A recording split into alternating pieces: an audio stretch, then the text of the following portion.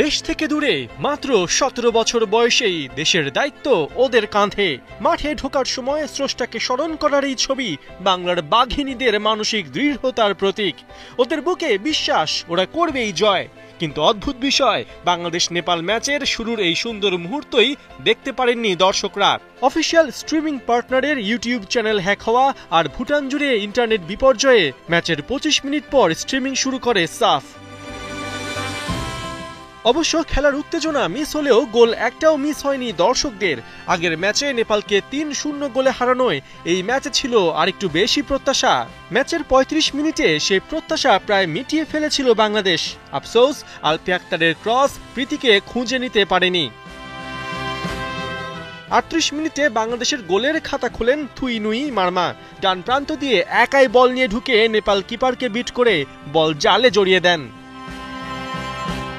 ৪৫ মিনিটে দলকে দ্বিতীয় গোল এনে দেন সুরভি আকন্দ প্রীতি। লক্ষ্মী অলিকে ওভার দ্য হেড শটে বোকা বানিয়ে আদায় করে নেন ম্যাচে নিজের ফার্স্ট গোল। ফার্স্ট হাফের ইনজুরি টাইমেই এক গোল শোধ দেয় নেপাল। বাবদিকা কারকিরে নেয়া কর্নার ঠিক মতো ক্লিয়ার করার আগেই ভূমিকার বুলেট শট খুঁজে নেয় বাংলাদেশের জাল। ২-১ গোলের লিড নিয়ে সেকেন্ড হাফ শুরু করা বাঘিনীরা এরপর যেন আরও ক্ষিপ্র। আলাদা করে বলতে হয় সুরভি আকন্দ প্রীতির কথা। ৬৯ মিনিটে পূর্ণিমা ক্রসে গোল করতে ব্যর্থ হলেও ২ মিনিট বাদেই সেই আক্ষেপ মেটান এই বাংলাদেশি স্ট্রাইকার।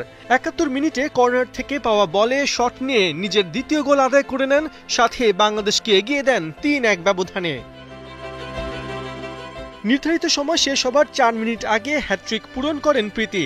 তুমুল বৃষ্টি, কিন্তু তাতে কি, পূর্ণিমা মারমার ক্রসে ওয়ান টাচে নেপালি কিপার লক্ষ্মী অলিকে বিট করে মেতে ওঠেন হ্যাটট্রিক সেলিব্রেশনে। এর মধ্য দিয়ে নিশ্চিত হয়ে যায় বাংলাদেশের ৪-১ গোলের ব্যবধানে জয়। সাফ অনূর্ধ্ব-১৭ নারী চ্যাম্পিয়নশিপে বাংলাদেশের পরের ম্যাচ শুক্রবার। প্রতিপক্ষ স্বাগতিক ভুটান। পার্থ বণিক, ৭১।